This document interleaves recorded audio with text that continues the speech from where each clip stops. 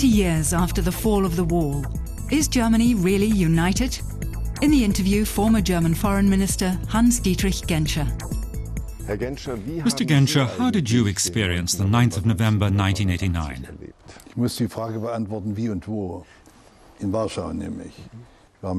I have to answer the question, how and where?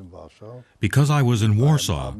I was accompanying Chancellor Helmut Kohl on a state visit in Warsaw, and we heard the news about the opening of the wall during dinner.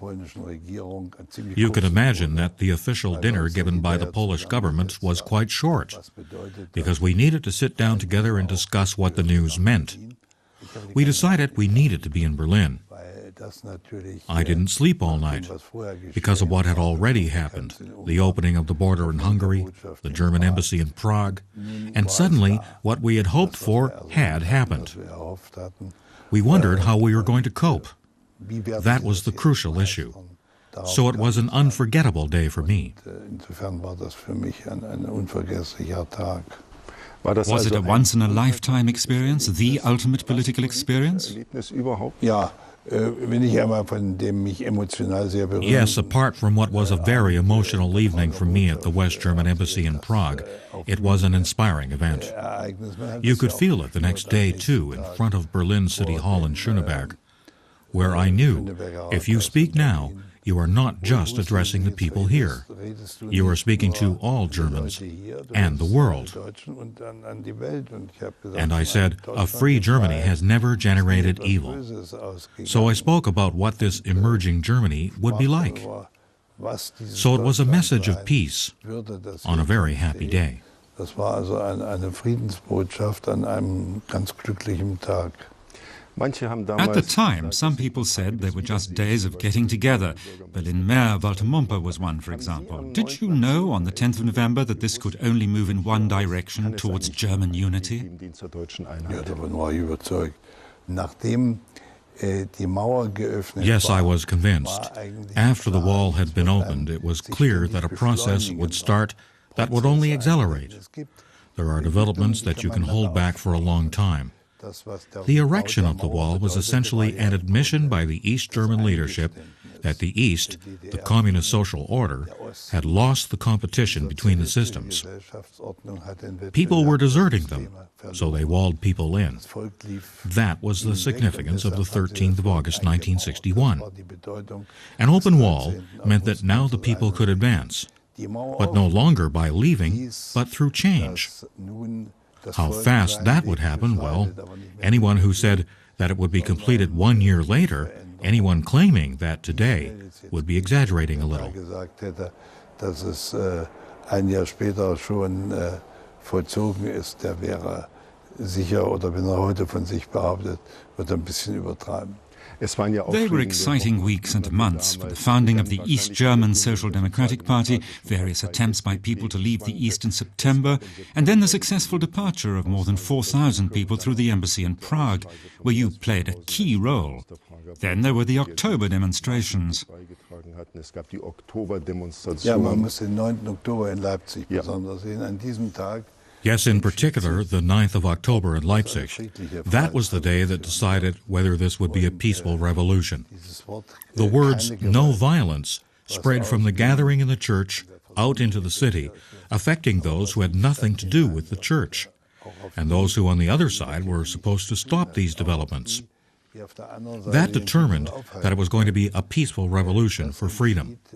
And let's not forget, unlike June 17, 1953, when the Germans rose up in protest for the first time, and by the way, they were the first to do so in the Soviet sphere of influence, followed by 1956 in Hungary and 1968 in Czechoslovakia, it was a European revolution for freedom. That was what was special about the year 1989. So for you it was not a reform, but a successful German revolution. It was a successful German revolution, yes. And that's had enormous significance for the EU and Germany's position in the world and in history. Because for the first time the Germans were on the right side when the issue was freedom in Europe. The Germans, along with the others in the Soviet sphere, demonstrated peacefully for freedom and democracy. That made us Germans in the West much richer in a completely immaterial sense and improved our reputation. You were already a veteran foreign minister in 1989 who'd been in office for more than 15 years with a huge amount of experience, and you had helped to shape a lot of European debates. How difficult was it for you in '89 to get the Allies to agree to German unification? The support was overwhelming. The fact that the wall had been brought down from the east through peaceful people, and not just in Germany, but in Hungary, Poland, and Czechoslovakia too, and the revolution from above in Moscow, all of that made it much, much easier. And I can only say that the broad agreement from our neighbors was also, of course, the fruit of hours of work on integrating Germany in the West, the active role in European unification, but also the détente treaties, which changed the relationship with the East and reduced tensions.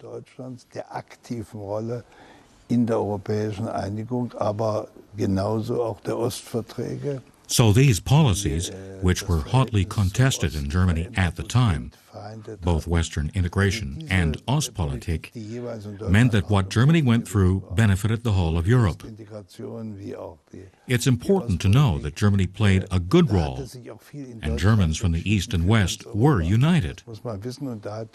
Not the government, but the people backed the process of integration within the West and the Ostpolitik. These processes were just as welcome in the East as by the majority of people in the West. Und die Ostpolitik wurde im Osten genauso willkommen geheißen wie von der Mehrheit hier im Westen. Mr. Genscher, you were born in Halle, in eastern Germany. You had to leave in 1952. You were often there between 1989 and 1990 and have been there many times since. What's your verdict on German unity? Sie ist weiter, als manche wahrhaben wollen. Gewiss gibt es manchen, und das sind gar nicht... It's made more progress than many would like to believe. Certainly there are some, and their number is quite large, who like to connect the blessings of freedom with some things from the past. But freedom is very demanding. What encourages me is that a generation is growing up who know that their parents' past was divided. The parents lived in two different Germanys. But the young generation has a common future, and they accept that challenge. And that binds them together a lot more than some critics would like to claim. Als manche mit Nörgelei glauben, jetzt vorbringen zu müssen. Mr. Genscher, one final question. You've spent your life shaping foreign policy. What role will Germany play in the world in the future? Ich hoffe, dass es eine Rolle spielt als Teil der Europäischen Union. I hope it will play a role as part of the European Union.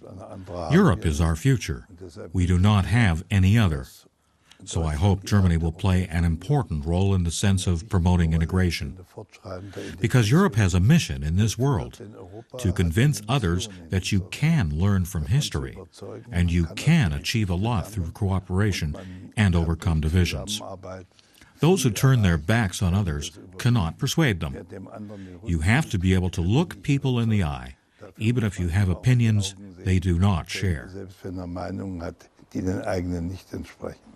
If I understand you correctly, you're appealing first and foremost for a European Germany. Thank you very much, Mr. Genscher.